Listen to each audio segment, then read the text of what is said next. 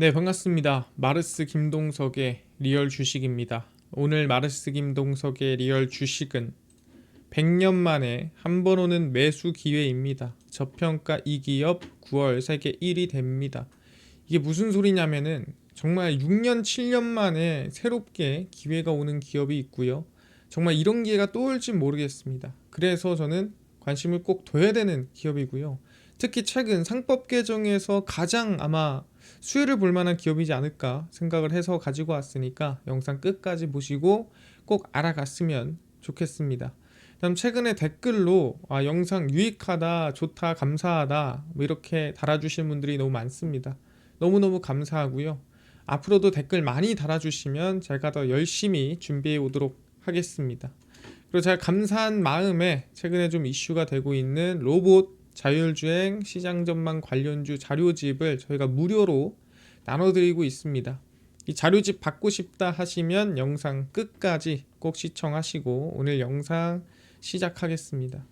그래서 오늘의 영상입니다. 100년 만에 무슨 기회가 왔느냐, 이게 제일 중요한 것 같은데, 이번에 아시겠지만 집중투표제가 의무화됐습니다. 그래서 집중투표제가 뭐냐, 우리가 이사를 뽑는다고 한다면은 예를 들어서 내가 10표를 가지고 있다. 그러면은 이사를 3명 뽑는다.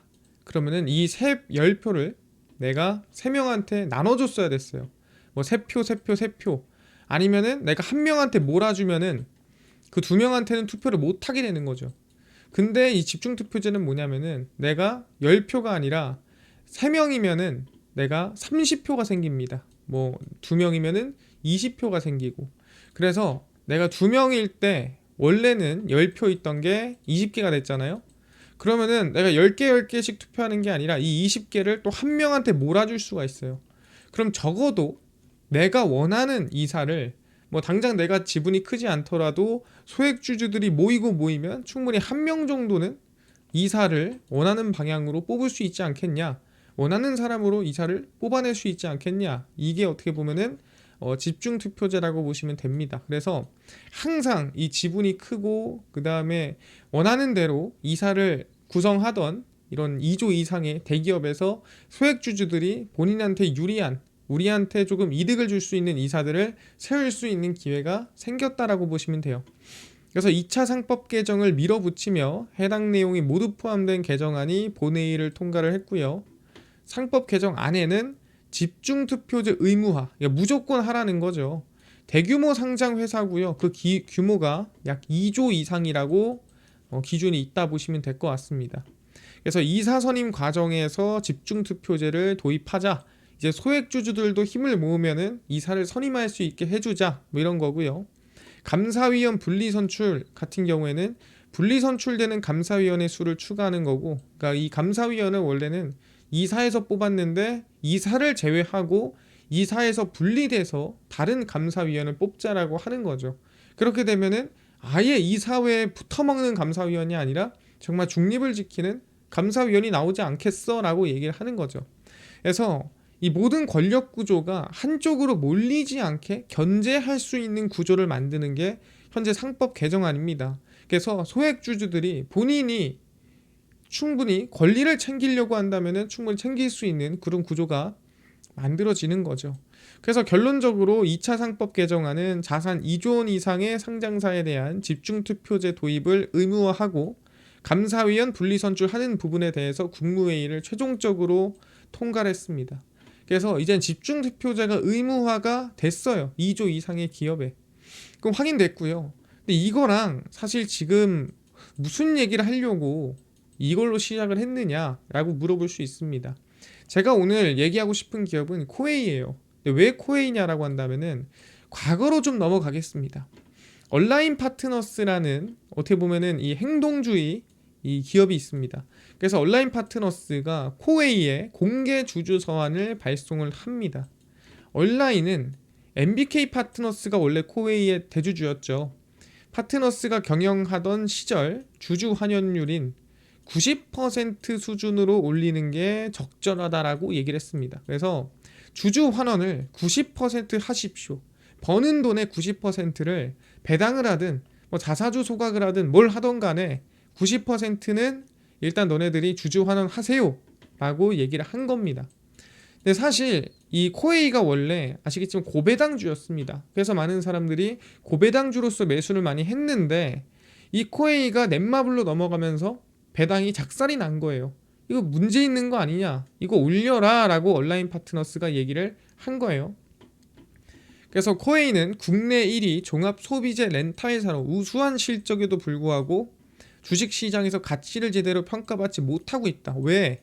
그게 바로 지금 소액주주, 그 다음에 지금 지분을 가지고 있는 주주들을 등한시하고 있다라는 거죠. 주주 환원을 해야 서로 잘 되고 크는 거 아니냐, 왜 지금 소액주주 무시하냐, 결국엔 주주 환원 문제 아니냐, 주주 환원율 원래 수준인 90%로 올려라 라고 하는 겁니다. 그래서 온라인은 코웨이의 주가 순자산 비율, 우리가 PBR이라고 하죠, BPS분의 현재가, 넷마블이 지분을 인수한 2019년 12월 31일 기준 6배에서 올해, 그러니까 2025년 1월 6일에 1.5배로 하락했다라고 얘기를 하는 겁니다.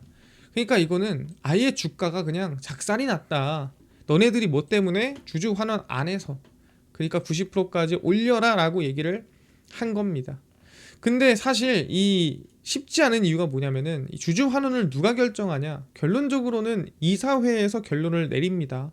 근데 온라인은 최대 주주 넷마블이 25% 지분으로 이사회 의장과 대표이사, 이사들을 직간접적으로 선임해 장악하고 있는 것도 문제가 된다라고 얘기를 한 겁니다.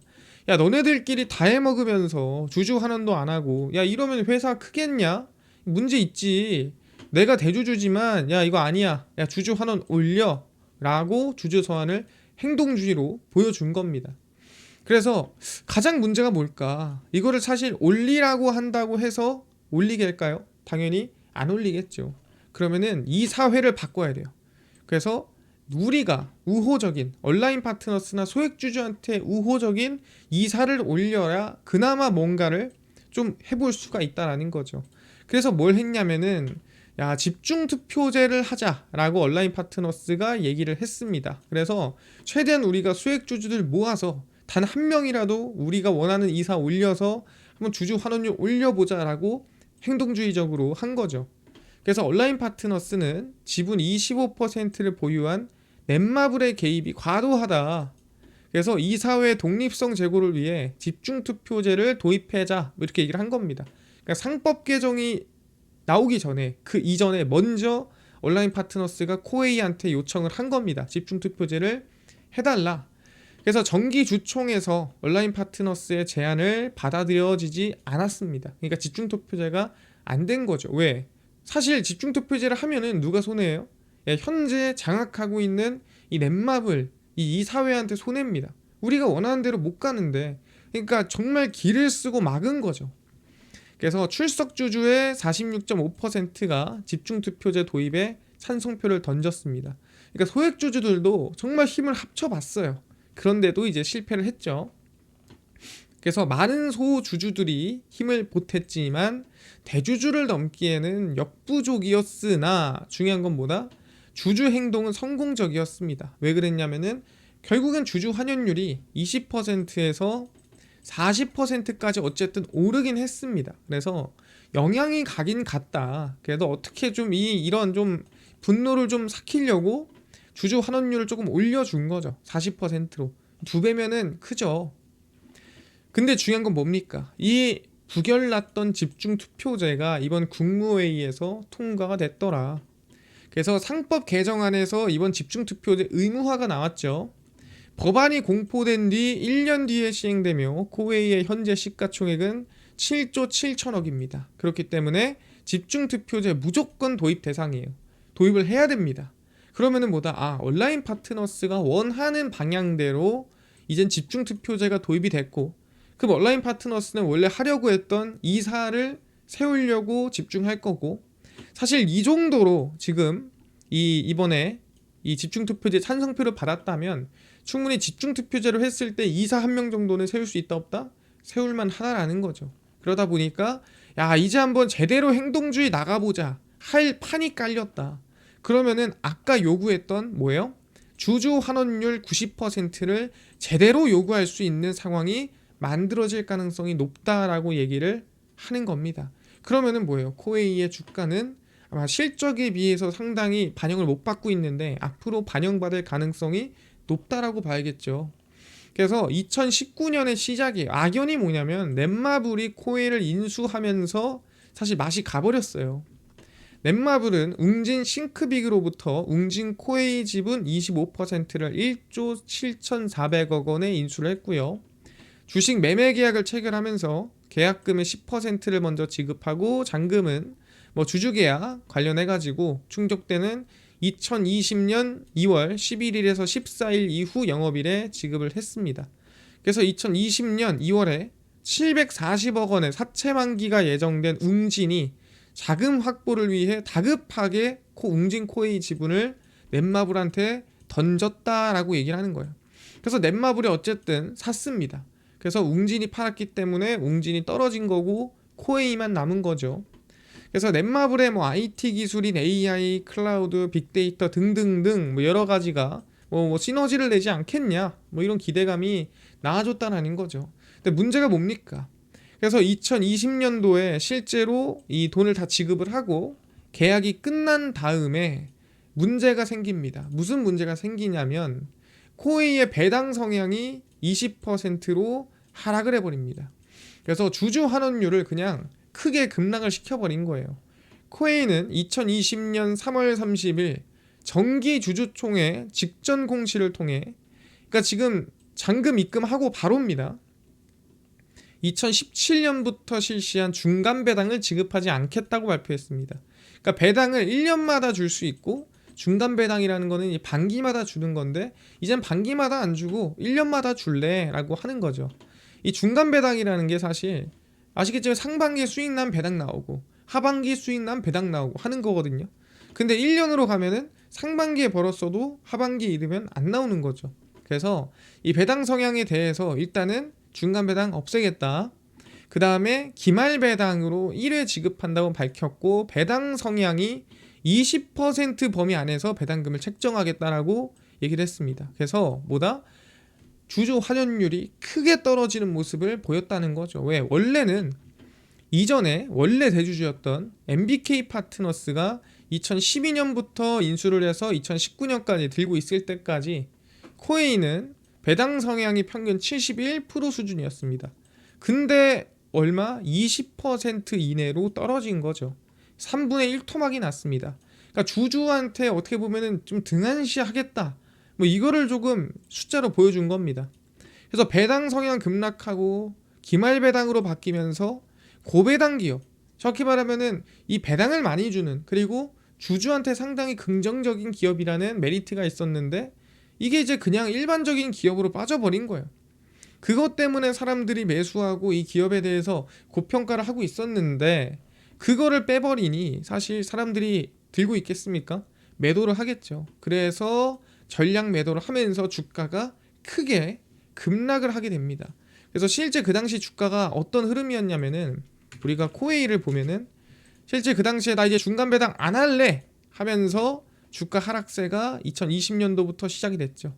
그래서 요 구간부터입니다. 요 구간부터 쭉쭉 밀려버려요. 계속 배당 성향이 박살나고 이제 고배당도 안 주고 중간 배당도 안 주고 하니까 쭉 밀려버린 거예요.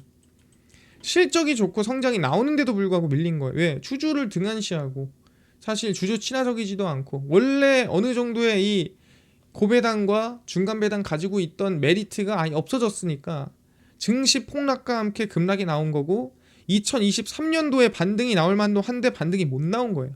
이건 시장 때문에 빠진다 칩시다. 근데 2023년도도 반등이 못 나온 이유는 얘기한 대로 주주를 좀 등한시했기 때문이다. 보시면 될 것 같습니다. 아 그렇구나. 그래서 어떻게 됐냐면은 온라인 파트너스가 2025년에 코웨이를 찌르기 시작하면서 야 너네 미쳤냐? 야 주주 환원율 올려라 올려라 올려라. 야 안되면 우리 집중투표제라도 해줘라 해서 2025년도에 코웨이가 좀 정신을 차립니다. 그래서 넷마블 계열사 코웨이가 2024 회계연도부터 오는 2027년까지 순이익의 40% 수준을 주주 환원으로 하겠다라고 밝혔죠. 그래서 원래는 20%였는데 40%로 2배 이상 늘어났습니다. 그래서 주주 환원 규모를 연결 단기 순이익의 약 40% 수준으로 2배가 확대가 됐죠. 그래도 온라인의 효과가 있었다라는 거예요. 그래서 2025 회기부터 2027 회기까지 3년간 동일한 연결 단기 순이익의 40%를 환원하기로 했고요. 그래서 2,345억 원을 기준으로 소각금액 808억 원을 제외한 1,537억 원이 기말 배당에 쓰일 전망이다라고 발표를 했습니다. 그래서 2025년부터 코웨이가 바뀌었어요. 근데 여기 아까 얘기한 대로 집중투표제가 시작이 되고 그 집중투표제에 실제로 이사도 바뀌고 주주 환원율 올리라고 쑤시면 충분히 제가 봤을 땐 이 기업 가치가 제자리로 찾는 게 아마 코웨이가 제일 빠르지 않을까? 코웨이가 상당히 긍정적인 영향을 받지 않을까? 생각을 해볼 수가 있다라는 거죠. 그래서 확인이 됐습니다. 그래서 지금 이익잉여금, 정확히 말하면 사실 돈 쌓자고 회사 좀 안정화시키자고 주주 환원 안 했던 건데 돈을 많이 쌓아놨어요. 그럼 이제 좀 할만하다라는 거죠. 그러니까 무리하게 요구하는 게 아닙니다. 이만큼 돈 쌓아놨으면 앞으로는 좀 뿌리라는 거예요. 코웨이의 배당금 지급액은 2012년 778억 원, 15년 1483억 원이고 17년이 최대치로 4천억 원 정도를 배당금으로 지급을 했습니다. 뭐 그 당시에는 환원율이 평균 70%가 넘었으니까 그럴만 하죠. 근데 2017년과 18년 70% 이상이었던 코웨이의 배당 성향은 점차 하락해서 2021년 이 넷마블이 인수하고 난 다음부터 20% 안팎으로 떨어졌어요. 그러면서 사람들이 주식도 팔고 코웨이를 등 돌렸죠. 코웨이 이익잉여금은 MBK 파트너스 인수 직전 9,550억 원에서 최근 2조 2,700억 원으로 증가했습니다. 그러니까 당연히 뭐예요? 배당 안 하고 주주 환원 안 하니까 돈이 쌓인 거죠. 이제는 좀 하자. 그리고 2020년에 도입한 금융리스 판매 제도가 5년째 되는 해로 여러분 아시겠지만 뭐 정수기를 평균으로 보자면 다들 얼마 정도 합니까? 렌탈 평균은 5년이죠. 길어도 6년이고. 그래서 이제는 뭐다? 이 판매 제도에 따른 핵심 제품군이 한 주기가 끝났어요. 그러니까 이제는 다 뭐예요? 교체를 하기 시작한다라고 보시면 됩니다. 그래서 지금 때가 이제는 좀 배당을 많이 해야 되는 때고 집중 투표제가 의무화됐고 이사회 바뀔 기미가 보이고 주주 환원율 올리지 않으면 안 되는 흐름이 만들어지고 있고 온라인이 분명 가만두지 않을 거다라고 보시면 될 것 같습니다. 이해가 됐습니다. 그래서 우리가 코웨이에 관심을 갖고 있는 거고요. 실제로 실적을 보더라도 2022, 23, 24 지금 매출액도 3년 연속 성장, 영업이익 3년 연속 성장하고 있고 25년도도 실제 지금 이 매출액이랑 영업이익 확인해 보시면 아시겠지만 충분히 2025년 전망치를 지금 달성할 수 있을 만한 흐름을 보이고 있습니다. 그러다 보니까 이 정도의 기업 가치를 지금 구간으로 비교해 보자면 저평가가 맞아요. 근데 집중투표제에 충분히 이 주주 환원율을 높이는 지금 방향으로 가고 있다면 기업 가치에 대한 재평가가 저는 나올 가능성이 높다라고 보는 기업이에요. 그래서 지금 코웨이 같은 경우에는 최근에 반등이 나왔는데 사실 지금 시가총액도 저는 뭐 주가로 보면 높다라고 하겠지만 저는 그렇게 높은 구간이 아니다라고 생각을 합니다. 그래서 저는 지금 관심을 두는 게 맞다라고 보고요. 그래서 시장이 흔들리더라도 사실 뭐 9만 원 라인 때부터 지금 가격 라인 때 관심을 두면서 저는 우상향을 봐야 될 시기가 왔다. 온라인이 아마 행동주의적으로 계속 뭔가를 이 주주 환원을 일으키는 일을 할 가능성이 높다라는 거 알아두시면 될 것 같습니다. 이해가 됐습니다. 그래서 얘기한 대로 충분히 코웨이에 대한 기대감, 코웨이 충분히 이번 집중투표제에 대한 부분, 성장세가 기대가 된다는 부분 알아두시면 될 것 같고요. 그래서 지금 구간 재평가만 받아도 최근 고점 라인 때는 돌파를 해서 상승할 가능성이 높다. 기대를 해보겠습니다. 이해가 됐고요. 뭐 이뿐만 아니라 아까 이 로봇 자율주행, AI 소프트웨어, 우주 항공이라든가 저희 시장 전망 관련주 총정리한 자료집을 무료로 나눠준다고 했는데 혹시 이건 어디서 받을 수 있나요? 또는 당일 급등이 예상되는 단타 종목을 매일 무료로 좀 나눠주시고 장 시작 전에 급등이 예상되는 뉴스라든가 시황을 무료로 나눠주시고 테마주라든가 매매법 강의를 무료로 좀 나눠주세요 하시는 분들이 있어서 김동석 대표가 100% 무료로 나눠드리고 있습니다. 바로 김동석의 리얼 주식 연구소라는 100% 무료 어플이고요. 이 어플은 내가 아이폰을 씁니다. 앱스토어에서 무료로 설치 가능하고, 갤럭시를 씁니다. 구글 플레이, 플레이 스토어에서 무료로 설치 가능합니다. 그래서 무료로 설치하고 나면은 혹시 개인정보, 전화번호 뭐 이런 거 적어야 되는 거 아닌가요? 아무것도 안 적어도 되고요. 적을 필요도 없고 적을 데도 없어요. 사실 저희가 쓸 데도 없습니다. 그래서 적을 필요 전혀 없고요. 저희는 아시겠지만 금융감독원의 인가를 받은 정식 투자자문사입니다. 그래서 믿으셔도 되고요. 저희는 전화번호, 개인정보 다 필요 없고, 저희가 어플에서 중요한 글을 쓰면은 알림이나 알람을 보내드리거든요. 그럼 그 알림에 대해서 뭐 승인하시겠냐, 허용하시겠냐, 그러면은 이것만 허용해 주시면 감사하겠습니다. 그래서 구글 플레이, 플레이 스토어, 앱 스토어 접속을 한 다음에 뭐라 검색하냐, 김동석의 리얼 주식 연구소라 검색하시면 이렇게 어플이 화면에 뜨게 됩니다. 그래서 100% 무료로 설치 가능하니까요. 꼭꼭꼭 설치하셔라 말씀을 드리고요. 그래서 무료로 설치하고 나면은 이렇게 어플이 화면에 뜨게 되고요. 당일 리얼 추천주가 당일 급등 예상 종목을 무료로 알려드리고, 급비 분석이 장 시작 전 시황, 급비 자료가 테마주라든가 매매법 무료로 나눠드리고 있습니다. 아까 얘기했던 로봇, 자율주행, 시장 전망 관련주 자료집 어디서 무료로 받을 수 있나요? 리얼 추천주 누르시고요. 들어가시면은 저희가 트럼프 정책 독점수혜 리포트 해가지고 무료로 올려놨습니다. 그래서 이거 누르고 들어가시면은 맨 밑에 2025년 하반기 로봇 자율주행 핵심 자료집 무료로 올려놨죠. 다운로드 받으시고요. AI 소프트웨어, 우주항공, 반도체, 그 다음에 테슬라 전기차 다 무료로 나눠드립니다. 그래서 믿져야 본전이니까 받아가시고, 뿐만 아니라 리얼 추천주에서는 저희 9월 18일, 17일, 16일, 15일, 10일, 11일 추천주도 매일매일 무료로 나눠드리고 있고, 저희 급비 분석은 장 시작 전 시황입니다. 해외 증시부터 국내 이슈까지 저희가 장전에 매일매일 무료로 정리를 해드리고 있고요. 급비 자료는 당일 있었던 이슈 관련주 장마감하고 무료로 정리를 해드리고 있습니다. 그래서 김동석의 리얼 주식 연구소 저희가 100% 무료로 운영하고 있는 어플이니까요. 저희 종목 시황 테마주 다 얻어 가시고, 뿐만 아니라 저희 마르스 김동석의 리얼 주식 유튜브 여러분들의 관심과 사랑으로 커갑니다. 여러분들 댓글 하나하나 다 보고 있거든요. 댓글 많이 달아주시고요. 유튜브 구독 부탁드리면서 오늘 영상 여기서 마치고 다음번에 더 좋은 영상으로 찾아뵙도록 하겠습니다. 감사합니다.